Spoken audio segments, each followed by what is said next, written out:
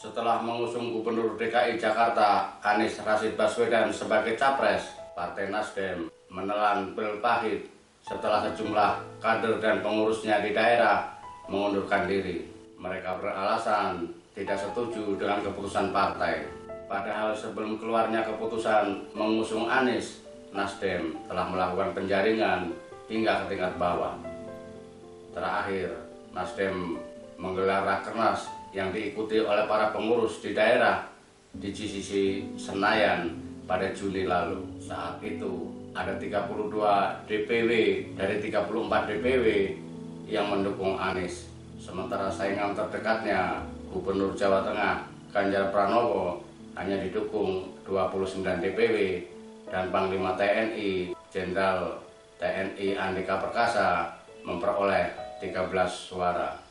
Hasil rakernas kemudian diserahkan kepada Ketua Umum DPP Partai Nasdem Surya Paloh untuk dipilih sebagai kandidat presiden pilihan partai yang terkenal dengan slogan restorasi.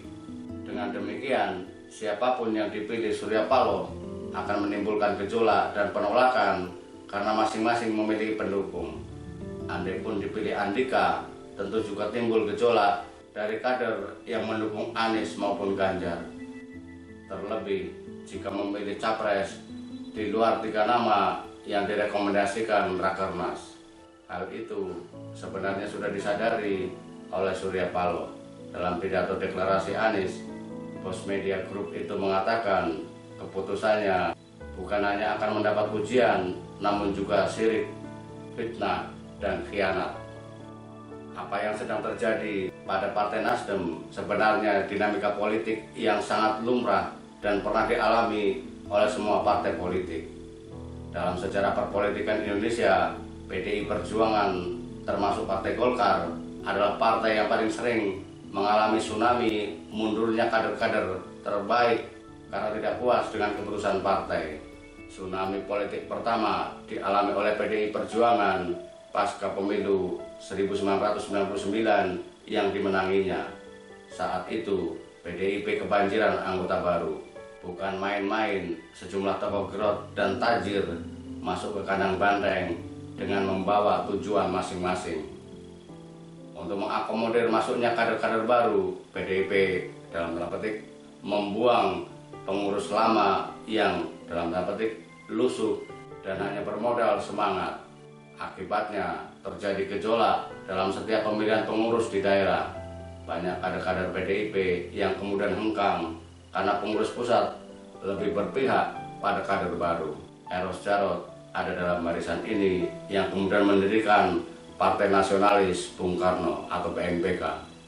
Tsunami politik kedua terjadi ketika tokoh-tokoh sekelas Sukowaluyo Mintoharjo, Laksamana Soekardi, dan Roy B.B. Janis mundur secara serentak menjelang Kongres PDIP di Bali pada tahun 2005. Mereka menolak calon tunggal dan adanya prerogatif Ketua Umum untuk menentukan calon kepala daerah dan calon presiden. Mereka kemudian mendirikan Partai Demokrasi Pembaruan atau PDP. Belakangan, Sopan Sopiaan yang saat itu ketua fraksi PDIP di DPR juga hengkang dan bergabung dengan PDP.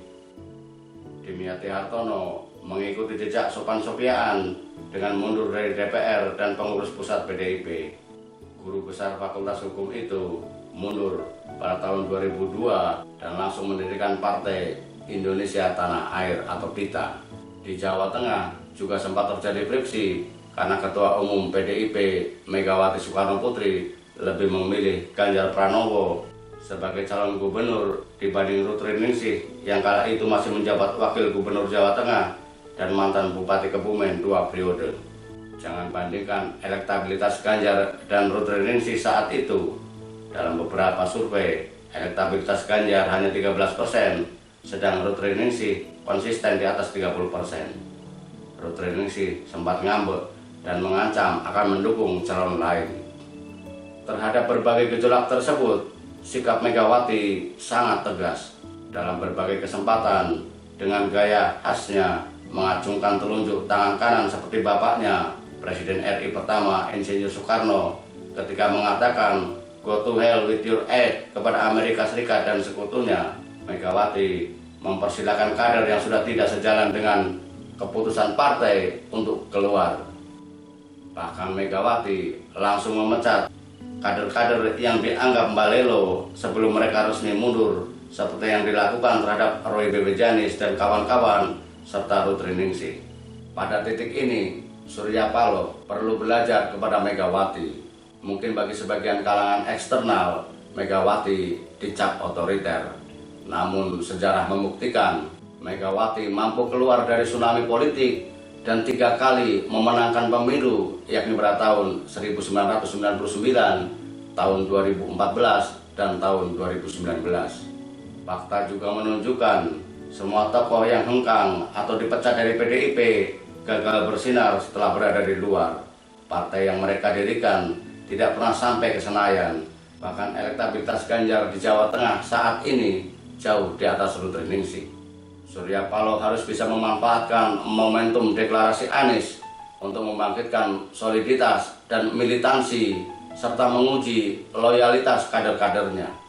Jangan pernah memberi tempat kepada kader yang hanya, dalam tanda petik, menumpang hidup, yang hanya menjadikan partai sebagai kendaraan politiknya dan ambisi pribadinya. Partai adalah organisasi yang harus dinakodai oleh satu orang agar tetap dapat melaju di tengah samudera luas yang penuh dengan badai.